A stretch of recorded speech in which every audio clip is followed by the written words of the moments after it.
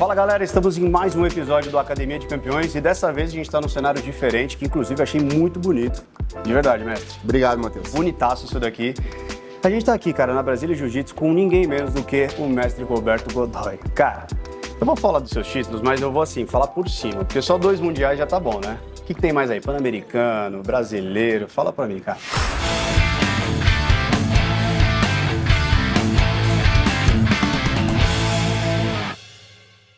São 35 anos dentro do esporte, né, Matheus? Então, assim, o título de maior bagagem realmente é o Mundial, são 10 mundiais, são 20 Pan-americanos, mais de 12 brasileiros, uma porrada de Open, vários desafios, várias lutas casadas. E é isso, muito orgulho de toda a trajetória, mas acho que muito mais do que medalhas, eu acho que o meu gol, na verdade, é ajudar as pessoas através desse lifestyle que o jiu-jitsu proporciona e, consequentemente, fazer disso também o meu business hoje em dia, que nós somos uma franqueadora de metodologia de ensino de Brasília Jiu-Jitsu.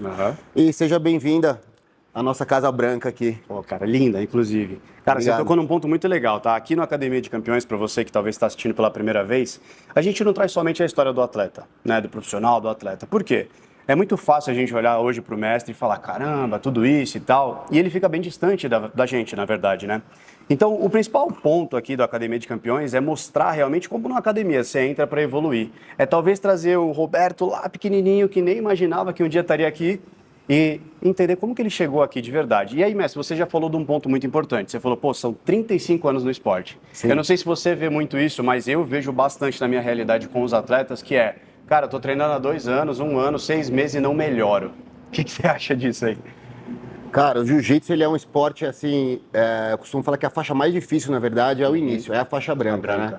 Então, a pessoa lá entra, ela tem um monte de expectativa, é um esporte individual, né? Então, você entra e começa a se basear que você precisa ter sucesso, obter sucesso, as posições precisam acontecer, mas não é fácil, ainda mais que você entra dentro de uma escola, muitas vezes você é inserido dentro de uma classe que tem alguns alunos que já estão com uma trajetória um pouco mais longa que a sua, ou você, de repente, tem uma rotina de treino que você vem 2, 3 vezes na semana e aqueles seus parceiros fazem 2 aulas no dia. Então, numa semana você veio 2, 3 treinos e ele fez 10 treinos. No final de um mês, essa conta não casa. Então, a gente precisa ter ali realmente um senso ali de acomodar o aluno na aula correta, instruir ele e falar que realmente ele precisa de um tempo de maturar, entender o jiu-jitsu. O jiu-jitsu ele não é um esporte fácil. Se você entra, de repente, num boxe, num karatê, você não entende nada, mas você sabe que o cara vai tentar acertar teu rosto, teu abdômen. E dentro do jiu-jitsu é um esporte totalmente diferente. Mas daí cabe também você cair numa escola que tenham bons professores, que eu costumo falar, a culpa nunca é do aluno. A culpa, na verdade, é sempre do profissional que está envolvido frente à classe. E entender e alocar esse aluno dentro de uma turma específica. A gente tem um tempo probatório, que o aluno, quando ele entra, ele não pode rolar logo de cara. Ele vai ficar 6 meses ali entendendo os principais conceitos, melhorando toda a mobilidade dele e etc.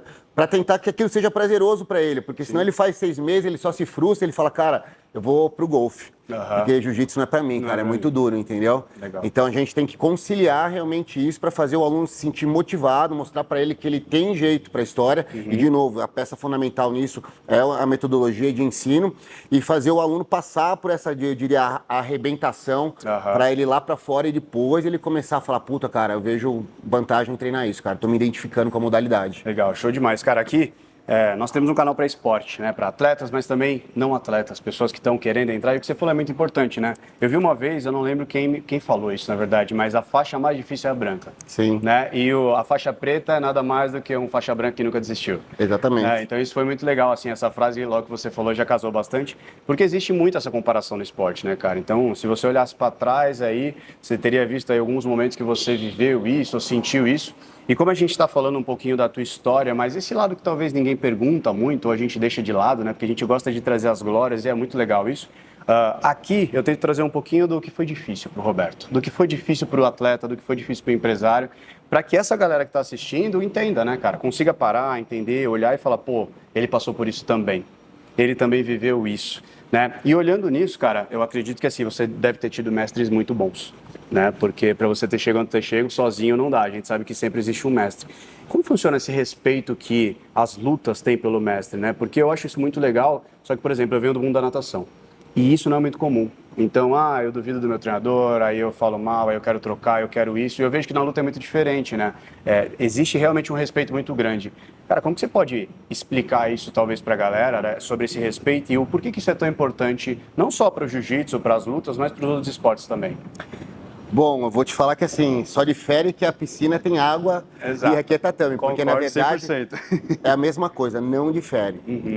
O que eu diria é que tem diversas escolas, diversas metodologias de ensino e o aluno, para ele ficar aqui, ele tem que se identificar com o grupo. Essa aqui acho que é a maior peculiaridade. Ele tem que vir para cá e falar, cara, eu me identifico com esses caras, com a forma que eles ensinam, com o grupo que eu estou inserido. Mas é muito comum, o aluno ele vem, ele treina um tempo, muitas vezes ele fala, cara, não me identifiquei com o grupo, e ele pega e vai treinar em outra escola, e ele pinga numa, pinga na outra. Mas acho que o mais importante realmente é a gente ter uma metodologia de ensino sólida, bem formada, que daí todo mundo que passa aqui, independente se por uma razão, de repente, que ele mudou de trabalho, foi treinar em outra escola, por mais que ele não esteja mais com a gente, ele vai falar, cara, esses caras sabem do que eles estão lidando.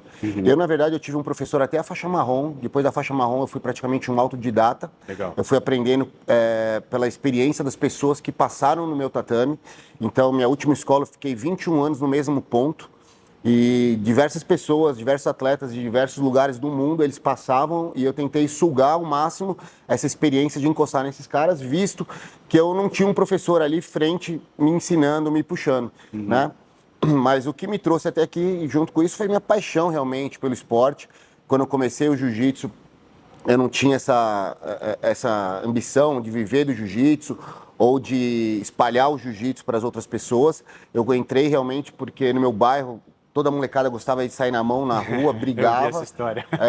E eu fui a querer aprender para aprender a sair na mão na rua e devagar o jiu-jitsu foi me moldando, foi mostrando outros valores. Sim. E devagar eu fui entendendo que aquilo me fazia bem.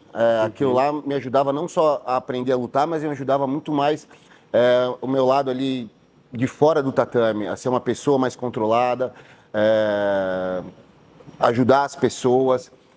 Quantos alunos chegam aí mal da cabeça, com síndrome do pânico, com isso, outros chegam muito estressados, os caras trabalham 24 horas ali, e aqui dentro do tatame, nem que ele não se desconecte a hora que ele pisa no tatame, mas em algum momento, seja apenas na hora que o cara está para finalizar ele vai realmente esquecer os problemas do lado de fora do tatame e vai voltar a atenção aqui para dentro. E daí quando ele sai, ele fala, cara, eu tô reabastecido de energia para voltar a lutar, a tocar minha vida lá fora de uma forma melhor. Então o jiu-jitsu a gente tem ele como um remédio mágico, cara. Nosso grupo aqui, eu diria que cerca de 15% é um grupo que compete. Os outros 85% são alunos realmente que vêm aqui fazer uma higiene mental, uma higiene física e, lógico, os que ficam é porque tem essa identificação com o grupo, tem essa identificação com o professor. Tem muitos alunos aqui que eu vejo mais que minha família, que meus irmãos, porque eu vejo meus irmãos... Agora, hoje em dia eu estou residindo fora, mas quando eu estava morando aqui, eu via meus irmãos uma vez por mês. Tem aluno que eu vejo há 30 anos, quase todo dia aqui dentro do tatame. Então você cria um vínculo realmente muito grande com os alunos. É uma família, né? O jiu-jitsu ele é um esporte muito próximo um do outro ali, né? Ele é muito ligado. De união, né? De união. E mesmo fisicamente ali, né? Você vê que quando eu fui lá para a América começar a ensinar jiu-jitsu, e daí você tá com os caras ali ensinando a posição, um aluno novo, o cara vem treinar, fazer uma aula mental, o cara, você vai abraçar o cara ali, mostrar uma posição do cara, o cara, não, peraí, o que é isso? Eu falo, mas você tem ideia que você veio uma academia de jiu-jitsu? Ah, não, eu praticava taekwondo, era só chute. Eu falo, bom, aqui você vai ter que agarrar o cara, irmão. Vai envolver o se isso não é um negócio que é familiar para você, ou você aprende ou não vai dar certo você treinar jiu-jitsu. Mas você cria vínculos muito fortes com os alunos, principalmente por esse lado que o jiu-jitsu é muito difícil, cara. Você vir treinar apenas, eu diria assim, por hobby. Muitos vêm por hobby, mas o que eu quero dizer é que você tem que ter uma assiduidade grande, porque senão ele não é prazeroso.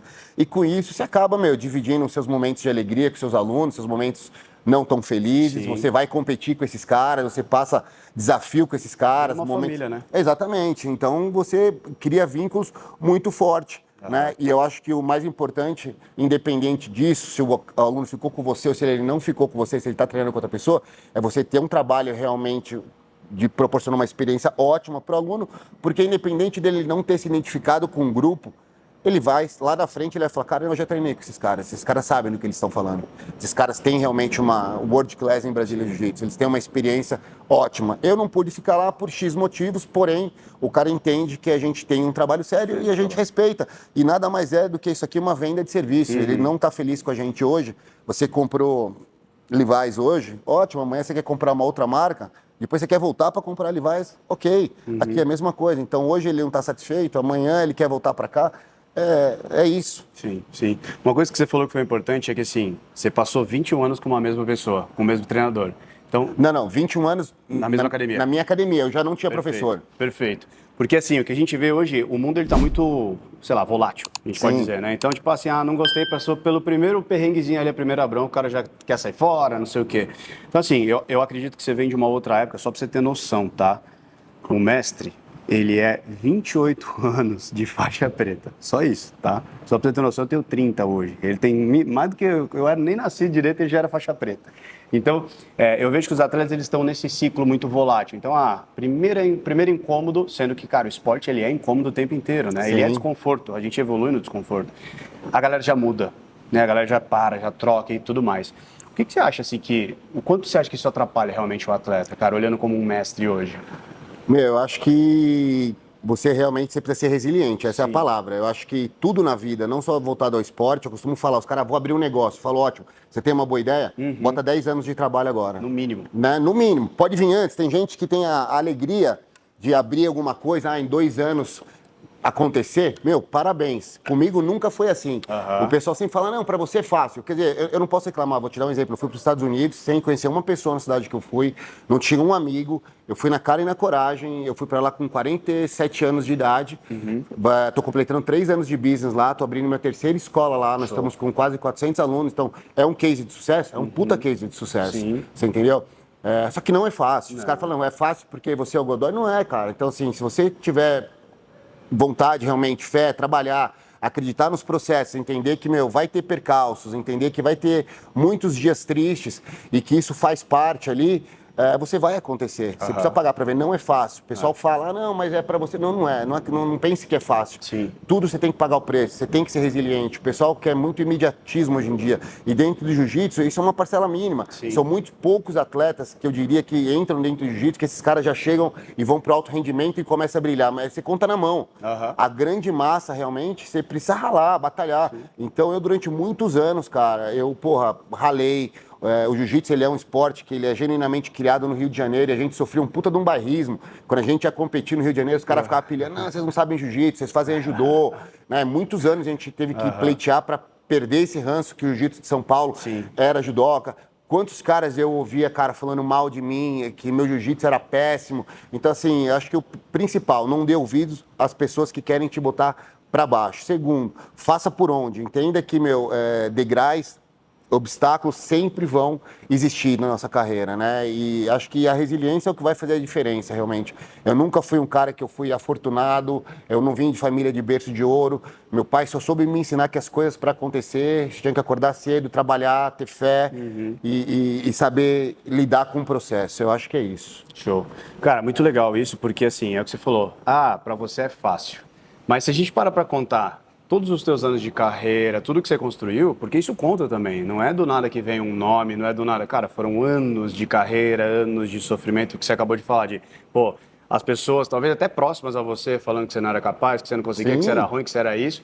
E no fundo, o que fez você chegar até aqui hoje foi realmente pegar e falar, cara, peraí, eu vou confiar em quem? Vou ouvir quem? Vou ouvir os outros ou vou me ouvir? Né? E se a gente pega um padrão, cara, de grandes atletas, grandes empresários, pessoas, é sempre a mesma coisa. O cara, ele teve uma super ideia, ou ele estava com uma super vontade, e aí as pessoas vieram contra, e aí não sei o quê, né? A gente tem esse padrão. E é muito engraçado porque as pessoas reconhecem esse padrão, mas eles não seguem. Então, cara, tá ali, tá escrito, né? Mas muito bacana tudo isso.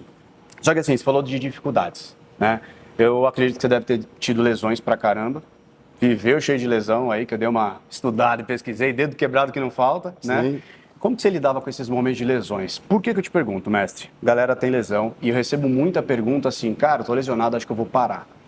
Tô lesionado, não sei o que lá, putz, acabou minha confiança. Como que você lidava com isso lá atrás, quando o pensamento não era muito explorado? A gente não tinha muito essa parte de mentalidade, né, que nem a gente tem hoje. Como que era contigo lá atrás? Matheus, eu sou um cara assim, Meu pai era do interior, né? Meu pai era um cara muito rústico e eu sempre fui criado ali no cabresto, entendeu? Então não tinha muito essa história desde criança, não, se machucar e tal, não, toca o barco, vambora. Eu não sou o melhor parâmetro para te falar isso, mas lógico, são muitos anos dentro do esporte, você acaba, além de ter muitas lesões, você acaba acompanhando diversas lesões dos alunos, né?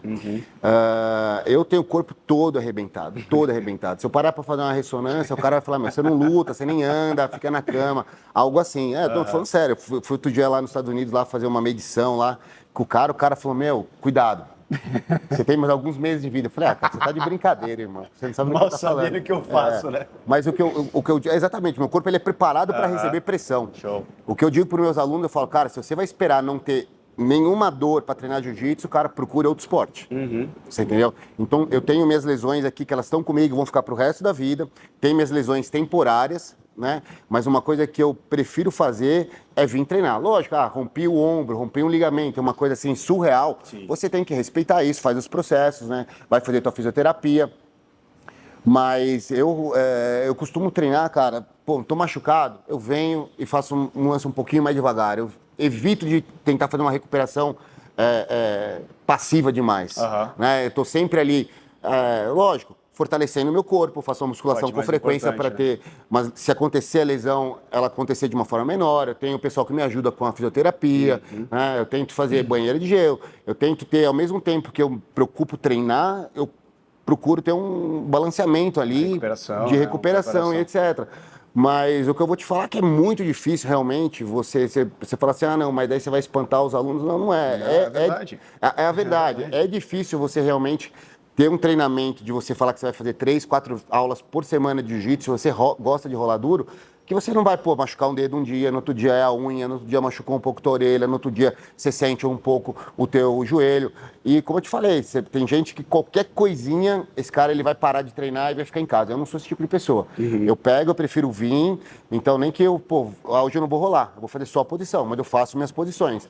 Porque como eu tenho um calendário de competição muito ativo, isso para mim é muito importante. Eu não furar com a minha programação, né? Então, tem mais peso para mim negativo se eu furar com a minha agenda do que se eu vim treinar e treinar um pouco mais leve por causa de alguma lesão, né?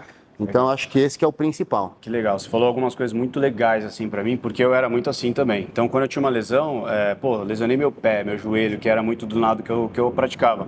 Então, eu não tenho braço, não posso ir lá e treinar um braço. Exato. Né? E eu vejo que hoje, assim, machuquei a unha do dedo mindinho. E aí, de repente, o atleta, tô parado há 2 semanas. Eu falo, cara, a primeira coisa, talvez procure um profissional. Né? Porque você falou, eu tenho uma equipe que me ajuda, eu tenho isso, eu tenho toda a recuperação. 2017, eu treinei com a seleção americana. E eu percebi que aqueles atletas que, quebravam recordes, que eu admirava vendo na TV, eles preocupavam mais com se preparar o corpo, cuidar do corpo, que é o que você falou, né? Musculação, né? Soltura, relaxamento, do que realmente treinar. Sim. E respeitava, que é o que você falou, cara.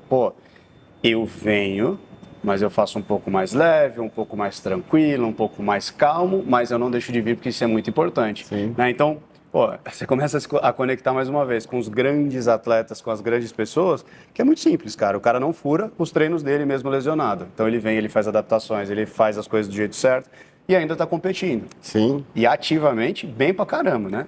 Sim, eu tenho uma frequência muito grande de competição. Os anos passados, média 25, 30 lutas, lutando sempre as principais competições, que era o Pan-Americano, o Mundial. Lutei agora faz 3 semanas atrás o Atlanta Open. Vou lutar agora, final de março, o Pan-Americano. Então, assim, para minha idade, que eu vou completar 50 anos esse ano, eu tenho uma grade de competição bem ativa, mas isso para me manter também ativo, para mim, porque a competição não se trata para mim hoje em dia mais de ter uma medalha a mais ou um título a mais. Na verdade, assim, eu tô aprendendo quando eu tô competindo, eu tô lá sempre tentando me manter atualizado nas posições novas, na molecada nova que tá trazendo de novo. Eu me mantenho mais saudável. Total. Eu costumo falar para meus alunos que independente do resultado acontecer ou não, a gente treina para, lógico, receber a cereja do bolo, que é a medalha, mas eu vou provavelmente treinar mais, eu vou treinar minha musculação mais, eu vou tentar dormir melhor, me alimentar melhor, então eu tô ganhando qualidade de vida com isso. Lógico, gera um marketing também isso, né? Todo mundo tá vendo, né? Pô, o cara tá sempre competindo. Eu tento, hoje em dia não se trata mais, como eu falei, só de medalha, mas eu tento ganhar os campeonatos, ganhar com relevância, poder mostrar um jiu-jitsu de qualidade, poder mostrar as melhores posições acontecendo. E também eu acho que é único você poder estar junto com seus alunos, dividir a trincheira com eles, lado a lado, né? Porque eu treino com a molecada, os caras falam, pô, de repente eu treino com faixa branca, com faixa azul hoje, meu aluno. Finalizei ele, sei lá, 5 vezes. Daí ele vira, pra você é fácil, tá brincando. Não é fácil. Pode ser um faixa branca, um faixa azul, que eu tô treinando com ele hoje. Parece fácil, mas tem todo um processo atrás disso para parecer fácil. Então eu venho, eu não furo com a minha agenda, tudo isso. Então tem todo um compromisso para parecer fácil. Mas o que é bacana, o aluno, quando ele tá treinando comigo aqui na minha academia, muitas vezes eu tomo uma massa do cara, ele quase me pega, ele me dá um calor. E o que isso faz? Isso estimula o meu aluno, porque ele fala, cara, eu encostei no cara, eu quase fiz acontecer no cara, e o cara vai na competição, eu tomei o maior pau, mas ele foi lá e brilhou. Mas eu encosto nesse cara todo dia. Então, pô, se ele faz acontecer lá, eu posso também fazer acontecer. Então, são várias peças ali que a competição eu acho importante. Eu não é assim, eu tenho muitos cases de professores nossos embaixo da nossa franquia de metodologia que eles têm sucesso no business deles e eles não competem, né? Mas eu volto a falar para os meus professores, eu falo, cara, se você tivesse ainda essa lacuna, talvez seria melhor. Então pensa, se mantém ativo, eu acho que é bacana, você cativa um público legal, você está sempre em evidência. Então é isso. Show. Eu acho que assim, cara, o que você falou é muito importante porque eu sou muito desse tipo. Então eu me aposentei em 2018 da natação. E aí depois eu falei, cara, o que eu vou fazer? Fiquei assim, 1 ano e meio que viajando, né? E eu trabalho desenvolvimento mental dos atletas. E eu gosto muito tô te mostrando o que eu faço. Não faz aí, sabe? Sim. Então, entrei em Ironman, fiz 2 Ironmans, agora estou me preparando para uma ultramaratona, porque durante o processo é o que você falou, cara, eu vou mostrando tudo que eu utilizo, eu vou aprendendo, eu vou entendendo, pô, o que ele está sentindo? Deixa eu sentir aqui também. E tudo isso. E eu acho que é muito importante, né? E aí a gente cria mais também uma confiança daquela pessoa que está ali olhando. Lógico. Que eu acho que é o principal, né? Sim. A gente está ali criando essa confiança, essa conexão. Mas, cara, tudo isso é muito, é bem importante, assim, tá sendo bem legal para mim ouvir, eu acredito para vocês também, então já aproveita e comenta aí o que você tá achando até agora, porque eu não sei se você percebeu, mas, a gente poderia falar dos títulos dele durante 10 horas aqui, mas eu tô pegando os pontos principais que talvez você viva aí no teu dia a dia para realmente você entender que tudo que ele fez foi durante anos trabalhando, se dedicando, crescendo para estar aqui hoje. Então isso é muito importante, você ter essa paciência, entender aos poucos, né? Até porque ele falou 21 anos ali, 28 anos de faixa preta, cara, não é do nada que ele consegue aprender as coisas e fazer com facilidade, né? Então não acho que durante 1 ano aí que você está fazendo as coisas vão acontecer, ou 2 anos, né? Isso é bem diferente, principalmente no campo de lesão. Como a gente estava falando, ele se prepara bastante, eu me preparava bastante e a gente ainda cuida muito do nosso corpo, né? Você vê, ele continua ativo, eu não estou ativo mais, mas eu continuo fisicamente muito bem. Por quê? Porque é o que a gente fala, cara, a gente criou esse estilo de vida. Exato. Exatamente, é o estilo de vida. Mestre, quero te fazer uma pergunta que talvez seja bacana pra galera. Eu não sei se você se recorda tão bem assim, mas qual foi o momento mais difícil da tua carreira, cara? E como você saiu dele? Olha, eu vou te falar, eu sou um cara que eu agradeço muito por tudo que eu passei. Quando o pessoal vem me falar assim, qual que é o teu adversário mais duro? Eu falo, cara, vai ser o próximo.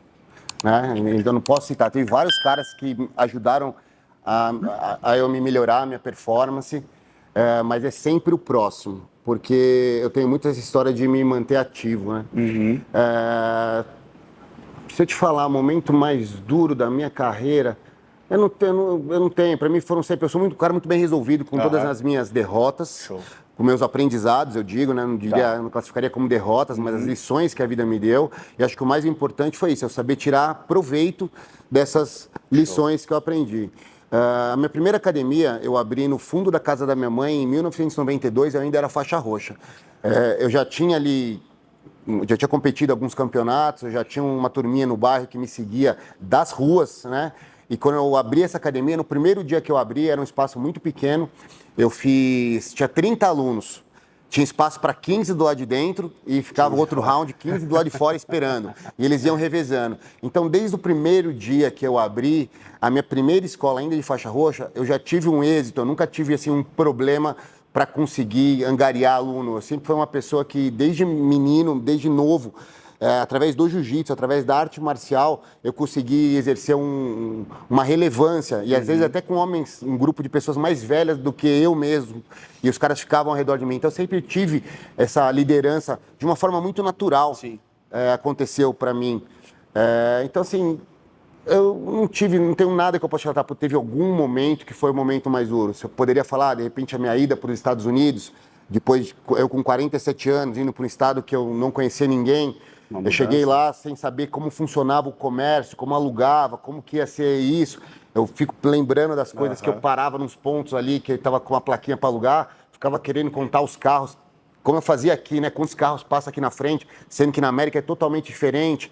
Daí eu levei um budget, um dinheiro para abrir a academia, que eu achava que eu ia abrir em 6 meses. Cheguei lá, começou o corona, 1 ano trancafiado naquilo, o dinheiro acabando. Mas eu sempre acreditei muito no processo, acreditei muito no meu trabalho, no meu valor. E eu falei, não, eu não tenho medo disso, vamos acreditar, vamos em frente. E tenho que também, assim, eu sou um cara católico, eu acredito muito em Deus. Deus sempre foi uma pessoa maravilhosa na minha vida e eu tenho certeza que mesmo que não vingasse a minha ida para os Estados Unidos, se porventura eu tivesse que voltar, seria apenas mais uma experiência na minha vida em que eu tiraria como lição. E daí, posterior, se eu tivesse que ir novamente para os Estados Unidos ou para algum outro país para começar uma nova aventura, já não seria do zero. Eu já teria aquela bagagem de aprendizado, apesar de não ter tido sucesso, teria sido um aprendizado. Então, acho que a forma como você encara os obstáculos é o que vai fazer a diferença. Que eu poderia muito bem me vitimizar, mimimi, e falar, não, puta, é difícil, mas não foi fácil. Mas não, eu acho que a forma como você encara as lições é o principal, né? Você chegou exatamente onde eu achei que você ia chegar, né? Não se vitimizar e usar todos os problemas como desafio. Sim. Né? Então, acho que quando a gente pergunta isso, talvez no meio do tormento ali, você fale, caraca, que difícil e tudo mais. Você tem aquela sensação, e eu acredito que todo mundo que está assistindo aí também sinta isso, mas é mais um desafio. E é como você encara, é o que você falou, né? Pô, se eu tiver que voltar, tá tudo bem. Eu volto, eu já tenho uma bagagem, eu já sei o que não fazer. E é isso que eu falo muito para os atletas, né? O erro, ele não tá ali para te prejudicar, ele tá ali para te ensinar. Exato. Só que você pode se vitimizar e ficar chateado, triste para baixo e tudo mais, ou você pode usar isso como uma escada. Falar, cara, tá bom, já sei que esse degrau aqui ele quebra, eu vou pisar no próximo. E ponto final. Então isso é muito bacana para ensinar para vocês que estão assistindo que também cai, também levanta. Né? O importante é o quanto você está querendo o seu objetivo final. E as lições que você tira, os aprendizados. Exato. As lições que você tira, eu acho que são as principais coisas, né? Porque é o que a gente pode hoje sentar aqui e conversar. Exato. Imagina se a gente não tivesse tirado lição nenhuma, sei lá, parado para perceber tudo que a gente fez, a gente estaria aqui falando sobre nada. Exato. Isso é muito bacana. Legal. Mestre, vou te fazer mais uma pergunta, porque eu acredito que durante a minha carreira eu tive isso, tá? Você já meio que respondeu, mas eu quero saber, quero que os outros entendam também. Durante a minha carreira eu tive muitas dúvidas assim, cara, será que vai mesmo? Por mais que eu tivesse muita fé, eu também eu acredito bastante em Deus, eu sempre duvidei um pouquinho assim. Como que funcionava isso para você? Eu te pergunto isso porque assim, às vezes as pessoas olham pra gente e elas falam assim, ah, não, mas para ele é muito fácil. Ah, não, mas ele não sente medo. Ah, mas ele não isso, ele não aquilo. Mas eu queria ouvir de você. Como que foi para você essa parte da tua vida? Tipo, teve alguma duvidazinha ali, por mais que por sei lá, meio segundo e depois você, não, mas vamos continuar e tudo mais. Como é que foi durante a tua carreira? Falando especificamente sobre a minha carreira de atleta, quando eu era mais novo, tinha essa história, né, que o jiu-jitsu carioca, ele tinha uma mágica envolvida, né? Tá. E então, assim, eu ficava sempre curioso, falava, mas será que esses caras sabem alguma parada realmente diferente e tal? E eu falei, cara, como que eu vou entender isso? Não tem como se eu não der minha cara para bater. Então eu fui para o Rio e comecei a competir o máximo que eu podia de competições e comecei muitas vezes a perder para uns caras que depois que eu perdia, eu fazia uma reflexão no mesmo dia, eu falava, cara, mas você perdeu para o cara mesmo, você perdeu numa ansiedade sua que você proporcionou um erro gigante ali na luta e deu a luta de mão beijada para o cara só porque você criou um monstro na tua cabeça? Eu falei, não, peraí, tudo bem, vamos voltar lá. Daí voltei com aquele mesmo cara, eu quase ganhei daquele cara. Eu falei, meu, você viu como você pode? Eu falei, não, beleza. Daí eu voltei de novo. E daí na outra eu bati no cara. E daí eu nunca mais perdi desse cara na vida. E daí eu comecei a falar, não, cara, peraí, você não vai mais pagar um pedágio para lutador de cara feia, você não vai mais pagar um pedágio para lutador que vem com um pet assombroso da academia dele nas costas, ou que veio com uma faixa desgastada, ou que veio cheio de stripe. Você vai realmente valorizar os caras que mostrarem aquilo lá na hora, né? E você tem um jiu-jitsu duro, você tem que acreditar mais em você. Lógico que é um processo construtivo, Total. né? E eu, como eu falei, eu não tive ninguém, eu não tinha ninguém, eu fiquei órfão de professor, ainda faixa marrom. Então não tive ninguém para me pegar na mão e falar, cara, vem, faz assim, faz assado. Eu literalmente fui lá e fui aprendendo isso, deu na cara para bater. E com o tempo eu fui entendendo os processos, fui criando o meu nome, né, dentro da comunidade do jiu-jitsu e passei a ser eu o bicho-papão ali dentro da história. Então isso eu sinto até hoje em dia. Os caras que vêm lutar comigo, os caras que entram na minha categoria de divisão, os caras ficam muito ansiosos antes de entrar para lutar comigo. Sim. Eu tô na área de aquecimento ali, eu vejo os caras trocando olhar comigo e tal. Quando o cara já começa a trocar olhar comigo, eu já falo, cara, isso aí já tá fácil, isso aí eu vou encostar nele ali, quando ele entender já vai ser tarde para ele, entendeu?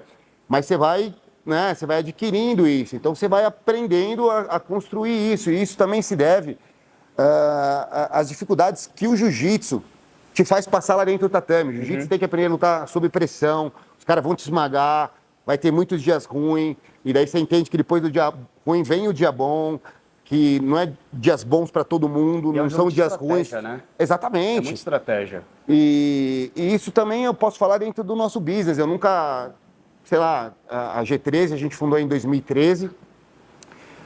Lógico, já vinha de um outro grupo que eu tinha o nome, mas assim, eu nunca pensei na minha vida que a gente ia ter a G13 como uma franqueadora de metodologia com mais de 100 escolas espalhadas pelo mundo. Eu nunca me preparei para isso, isso foi acontecendo também de uma forma muito orgânica, graças também à qualidade de muitos alunos dentro do nosso grupo, grandes mentes pensantes, pessoas que estudaram muitos anos e começaram a ver valor nisso e falaram, cara, vamos lá, vamos se unir, vamos enfrentar essas dificuldades, vamos criar os processos. Vocês já passaram, vocês já mastigaram toda essa estrada aí e podem, de uma forma muito fácil, ajudar todos esses que estão vindo depois de você a entender esses processos, a não ter os mesmos erros que vocês cometeram e não tinham ninguém para dar uma força, né?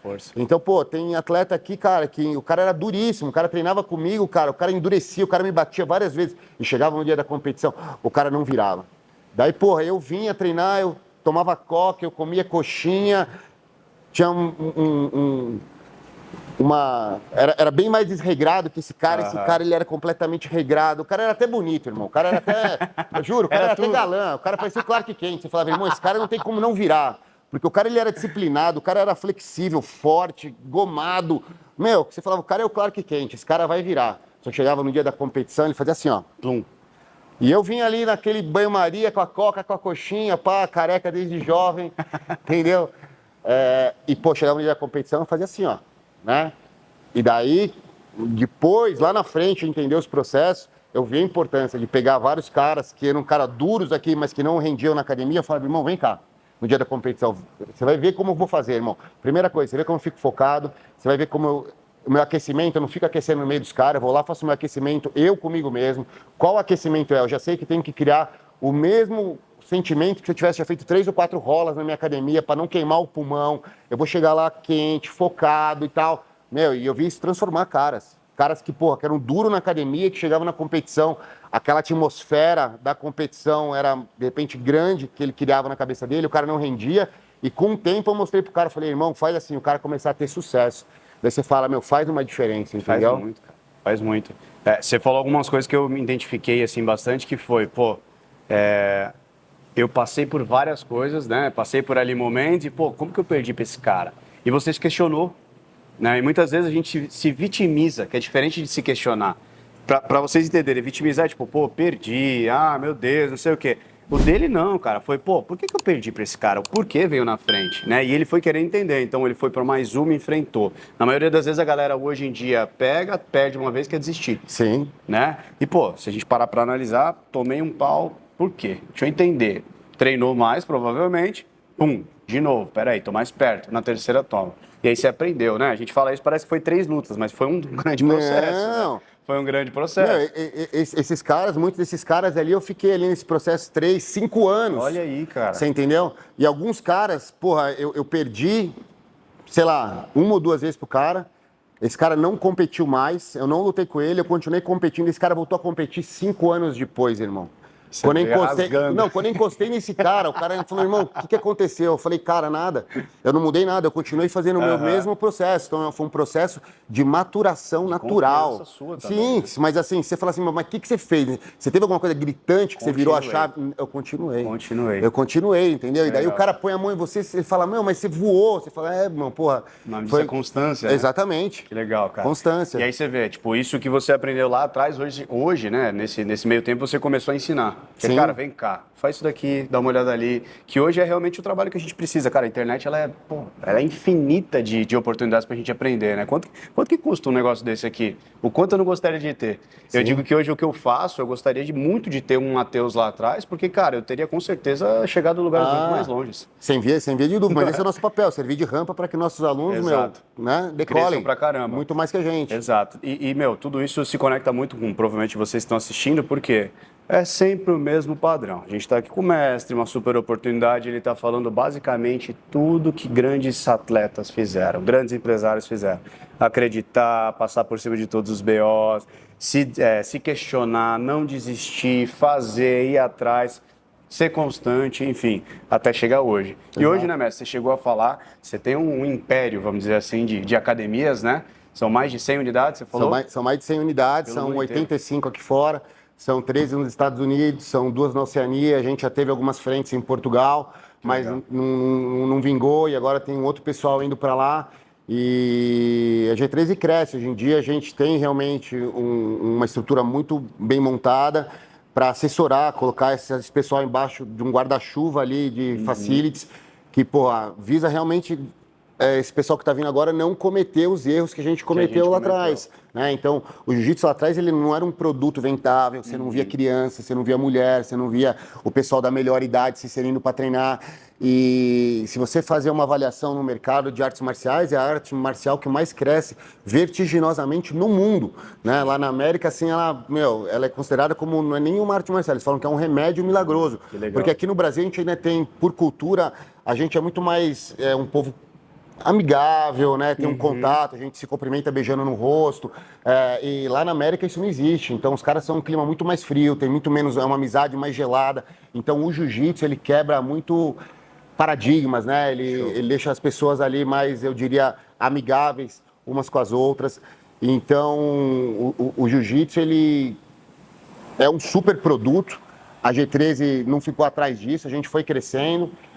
Hoje em dia, eu diria que 75% das nossas franquias são alunos que começaram a treinar com a gente quando eram brancas, se tornaram pretas, faixas pretas, e hoje em dia têm seus negócios. 25% são pessoas que vêm de outras academias e se inserem dentro da G13. Antigamente tinha uma história, o Matheus luta super bem, eu acho o Matheus lutando cabuloso, eu vou entrar embaixo do Matheus. Não, hoje em dia, as pessoas que pensam em abrir um business de jiu-jitsu, ele quer entender o que a marca vai trazer realmente de facilidades para ele, como que a marca pode ajudar, o que ela tem a agregar para ele muito mais. A gente tem um aplicativo hoje em dia da G13 que visa, independente se você está na Oceania, na Europa, você vai estar passando a mesma metodologia que todas as nossas escolas do mundo inteiro estão passando. Então, o que eu estou passando de posição hoje aqui no Brasil, meus alunos estão recebendo nos Estados Unidos. A gente tem uma estrutura muito sólida, muito forte. Legal. Tenho muito orgulho de tudo que a gente está fazendo, porque, como eu falei, 75% dessas pessoas foram pessoas que nada mais eram alunos e sentiram o quanto o jiu-jitsu melhorou a vida deles e acreditaram no nosso processo. Então, é muito gratificante você ver essas pessoas hoje em dia se inserindo, levando a bandeira. A gente tem uma das maiores trocas de faixas conjuntas do mundo, eu acho que é a maior. Ano passado a gente bateu quase 2.200 atletas, né? Caraca. Então, tô feliz porque é um trabalho... É um legado, né? Exatamente, eu costumo falar, a gente errou muito nesse processo de estruturação da G13, porque, como eu falei, eu nunca estudei para ser um franqueador de metodologia, eu sempre curti o lifestyle de estar lutando do jiu-jitsu, né? Mas por o produto ser muito bom, o produto ser muito legítimo, esses pequenos erros foram aprendizados que fez a gente só, ok, precisamos melhorar isso, precisamos estar... Como eu faço? Por que eu continuo competindo? Porque eu sei que tem muita coisa para mim equilibrar meu jogo. Eu sou faixa preta, 6º grau em algumas posições, e outras posições eu tenho ciência que talvez eu seja um faixa roxa. E essa é a minha história, a gente continuar equilibrando para cima, procurando melhorar e evoluir. E a G13 como franquia de metodologia também. A gente cada vez mais, procura melhorar nossas estruturas, melhorar nossos processos para fazer a marca continuar crescendo. Essa que foi a minha ideia de eu ir para os Estados Unidos para fazer a marca crescer nos Estados Unidos como ela é dentro do Brasil. Não, irado. E assim, é muito legal, cara, porque talvez você tenha percebido isso, mas talvez eles não. Mas é o que você falou. Durante o processo da G13 não saiu de 1 para 100 do dia para a noite. Não. E também teve muito aprendizado, né? Exato. Então a gente lida com pessoas que estão o tempo inteiro querendo muita coisa muito rápida. Exato. E cara, a gente está falando aqui, talvez há 1 hora, quanto tempo a gente está aí? 40 minutos? 40 minutos falando aqui. E a gente está contando coisas que muito provavelmente você acha que aconteceu da noite para o dia, mas não aconteceu. Então é esse o ponto, né? Ele passou por diversos momentos, ele abriu a primeira franquia, aí ele passou para a segunda, foi para lá, veio para cá, foi para Portugal, falou, não deu certo, agora estão tentando de novo, não está desistindo. Então isso talvez se aplique para você no esporte, porque talvez você está tentando uma coisa que não está dando certo. E está no momento de você dar um passo para trás, aprender com aquilo ali que você está fazendo de errado e dar a volta. Né? Mas não desistir, porque talvez seja por isso que hoje você tem mais de 100 franquias no mundo inteiro. Com certeza, eu costumo falar para os meus alunos, eu falo, cara, no dia da competição, após a competição, não interessa se você teve um resultado positivo ou se você tirou alguma lição, esse é o melhor dia para você tirar suas anotações. Então, nesses 4 anos que eu competi nos Estados Unidos, eu tive quase 100 lutas em 4 anos. Eu perdi apenas 2 lutas, né? Então, eu diria que 98 lutas eu ganhei. Mas todos esses campeonatos que eu saí, eu tirei um monte de lição. Ó, você ganhou, mas você errou nisso. Você ganhou, mas você deu margem. Se fosse um outro cara, você teria perdido. Você precisa melhorar e corrigir essas posições. Então, assim, o dia da competição, independente do que acontecer, é super importante. Eu tiro minhas notas. E sempre quando eu estou empreendendo, independente se é dentro do tatame, se é nas franquias, etc., eu estou ali antenado. Nossos alunos ali são mais cabeças pensantes. Então a G13 ela cresce, como eu falei, porque a gente tem muitas pessoas de qualidade envolvidas dentro da G13. Então são muitas mentes pensantes falando, cara, a gente pode melhorar isso, a gente pode crescer mais desse lado. Pessoas que podem te ajudar. Exato, com certeza. Eu acho que é super importante a gente estar ali alçado de pessoas grandes para fazer o business crescer. É, porque sozinho a gente pode até chegar, mas demora mais difícil, né? E com as pessoas que estão ali para realmente fazer o que a gente faz, que é ajudar a passar por essas etapas, esse percalço é o que acontece. Né? Não, é super importante, eu continuo crescendo dentro do meu jiu-jitsu graças aos meus alunos, que nem hoje teve aula aqui de graduados, meio-dia, então pô, você vem com uma posição, daqui o aluno vem com aquela mesma posição que você ensinou para ele melhorou, ele mudou alguma coisa, aprende, né? E daí ele fala, pô, lembra, mestre, aquela posição que você mostrou, como eu tô fazendo? Aí você fala, meu, faz mais sentido, cara, ainda tá mais legal essa posição, e daí a gente evolui, então o processo é você... Ficar entre um misto de aluno e professor. E você ter essa humildade de ouvir também, né, cara? Sempre. Porque querendo ou não, brincadeiras à parte aqui, mas, cara, são 50 anos, só que são 28 de preta, sei lá mais quantos anos de jiu-jitsu, não sei o quê. E, cara, ele ainda está se colocando na posição de aluno. Sim. E aí tem muita gente que está com 1 ano, 2 anos, não quer ouvir uma opinião de um treinador, desrespeita aqui, desrespeita, você não sabe nada. Cara, eu acho que isso faz realmente ele ser quem ele é e ter os resultados que ele tem. Uma coisa que você falou que é muito legal também, eu estou aqui porque eu estou analisando a sua cabeça, sabe? Esse é o conceito aqui do podcast, aqui da entrevista, que é entender como que você chegou, cara. Por que você pensa assim? É isso que eu gosto bastante. E você falou uma coisa muito legal, cara, que você toma notas. Então, olha só, dia da competição eu tomo notas. Ele ganhou de 100 lutas, 98. E ele para e analisa o que ele fez. Isso é importante pra caramba, porque eu costumo dizer o seguinte, se eu não sei o que eu estou fazendo, o momento bom vai embora. Exato. E se eu não sei o que eu estou fazendo, o momento ruim vai continuar. Então, talvez seja essa uma das grandes lições que você tem aí, a grande chave que você tem, que é o que te mantém no topo tanto tempo. Né? Que é entender quem realmente você é. Eu acho que, assim, muitas pessoas, quando recebem a faixa preta do jiu-jitsu, elas têm aquilo como... Cheguei no topo. Ter uma faixa preta, né? E eu acho que é ali que você recomeça o aprendizado. Então, não é sobre ter, e sim sobre ser um faixa preta. Então, na minha mente, ser um faixa preta, não tem como você ser um faixa preta se você não se manter assiduamente treinando, continuando dentro desse processo evolutivo. Então, tem muitos alunos que eles recebem a faixa preta e ele fala, cara, é o ponto final. né? Alguns até param de treinar. E daí eu não sei qual é a lógica por trás disso, de ter apenas o status, de poder talvez falar, ou ter na mídia social dele, que ele é um faixa preta de jiu-jitsu.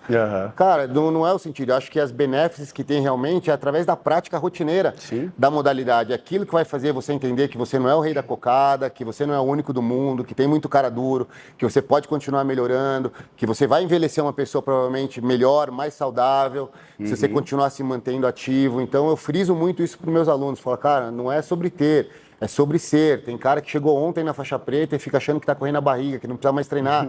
Ou ele vira autodidata. Só quero falar para vocês que eu fui autodidata por opção de não ter outra escolha. Eram tempos diferentes, né, cara? Não, eram tempos diferentes. Né? Então, mas mesmo assim, a formação que eu tive da branca até a marrom com o mesmo professor foi muito bacana, porque ele foi um cara que me ajudou muito dentro desse processo de você entender que as coisas não são fáceis, que eu ia ter que perdurar ali, ralar muito se eu quisesse fazer meu nome entrar dentro do circuito, que era um circuito bairrista do Rio de Janeiro, né?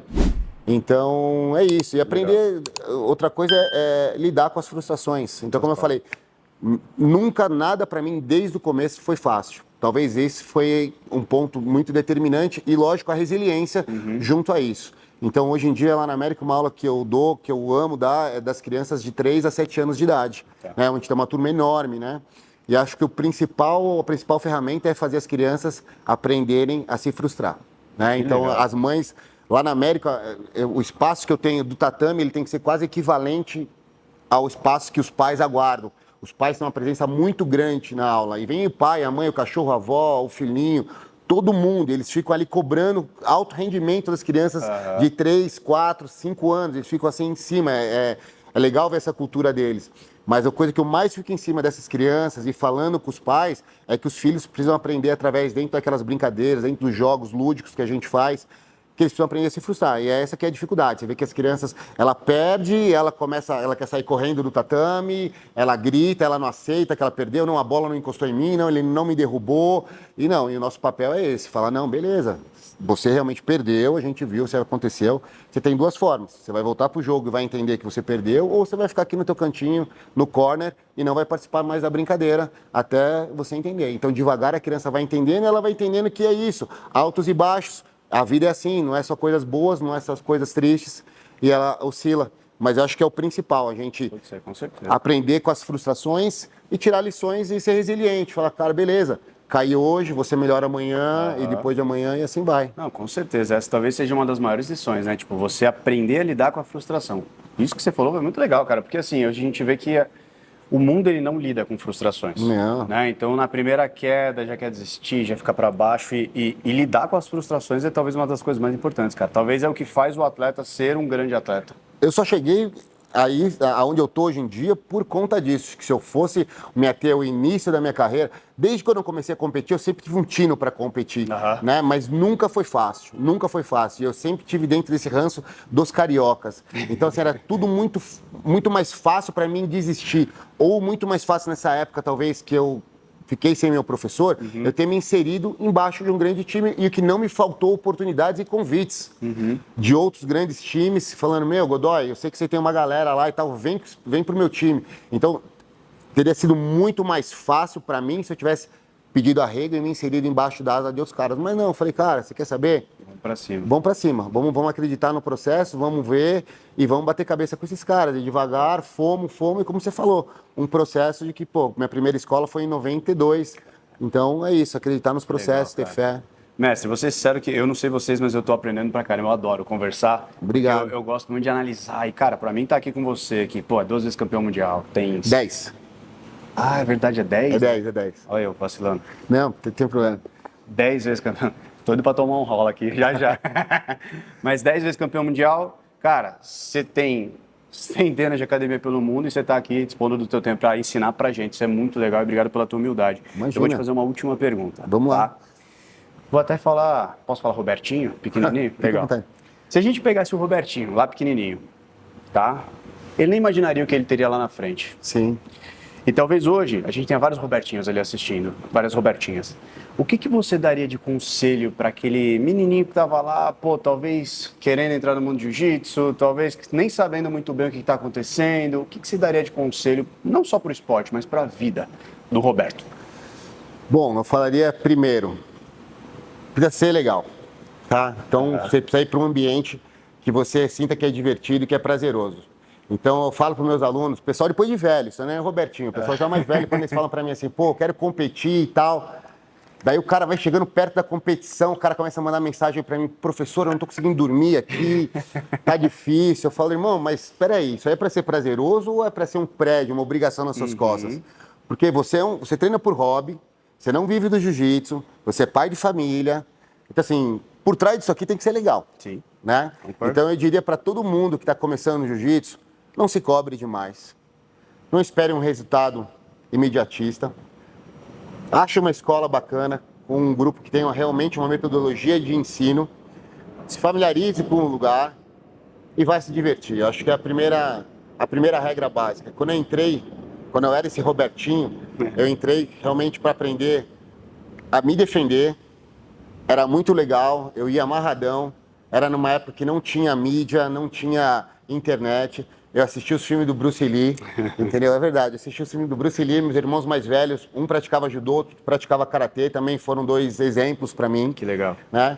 E foi isso, eu tinha essa paixão de aprender com a arte marcial, eu via meus irmãos, no bairro que eu andava, tinha várias ganguezinhas e tinha os caras mais velhos do grupo que eu andava, e os caras saíam na mão em pé, e eu falava, cara, eu quero aprender essa parada. E devagar, o jiu-jitsu foi me moldando, mas o que eu vejo para as pessoas, tirando o meu exemplo, para as pessoas que são aluno, que são meus consumidores aqui, que pagam a mensalidade, ele cai realmente nessa história de um remédio, de auxiliar as pessoas, elas vão vir, vão fazer uma higiene mental, tem dia que os caras vêm aqui, você vê que o cara quer mais conversar, bater um papo, contar o que aconteceu na vida dele naquela semana, tem outros caras que, porra, vêm para treinar em busca do alto rendimento, tem uma galera que, muitas mães que traz seus filhos aqui para melhorar a autoconfiança deles, né? Então, acho que dentro desse pacote, que é o quê? Uma saúde, autoconfiança, alto rendimento, eu acho que você vai encontrar em qualquer escola que tenha jiu-jitsu, e atrelado a isso, precisa ser divertido, né? Então, assim, sem se cobrar cedo demais, eu acho que esse é o principal.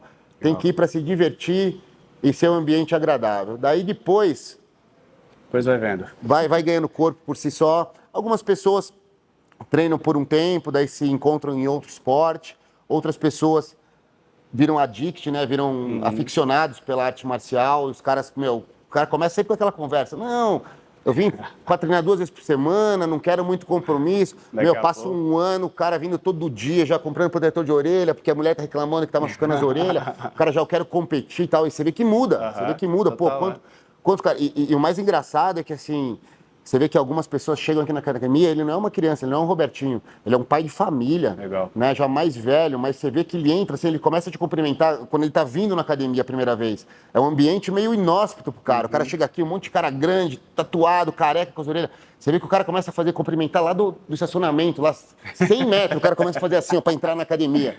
Então você já consegue sentir que aquele cara é um cara que tá faltando uma autoconfiança nele. E aquela pessoa, provavelmente, ele contamina o ambiente ao redor dele com essa insegurança também. E daí você vê esse cara treinando 1 ano, 2 anos, 3 anos, você vê esse cara mudando a forma dele andar, de ele encarar a vida. E você pode ter certeza que você não beneficiou só ele, você beneficiou todas as pessoas ao redor dele, né?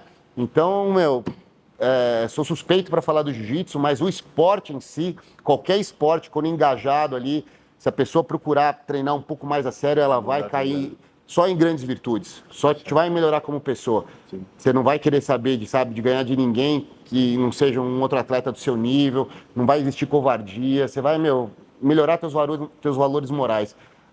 Valores que com certeza você aprendeu quando criança no seu lar, e a vida vai lá fora, todo mundo, só o esperto, só o malandrão tem chance. Né? Vai tirando isso de você, você tá entendendo? Vai te sugando. Sim. Só que aqui não, aqui, cara, no esporte em geral, não tem margem para aquele cara. O jiu-jitsu não tem como você terceirizar a tua bucha. Irmão, você vai sofrer aqui hoje porque você não tá treinando, você tá sendo disciplinado com você. Legal. Você entendeu? Então, acho que é uma puta de uma ferramenta para melhorar a gente como pessoa pra vida, pra gente, talvez, amanhã, poder ter um mundo mais harmonioso. E o jiu-jitsu, em especial, o que eu posso falar é o seguinte, ele é, no meu ponto de vista, o que mais exporta a cultura brasileira hoje em dia, mais que o futebol e mais que o samba, né? Porque se você for ver o samba, ele tem só aquele apelo físico do corpo, a mulher brasileira, que, pô, sem desmerecer, é maravilha.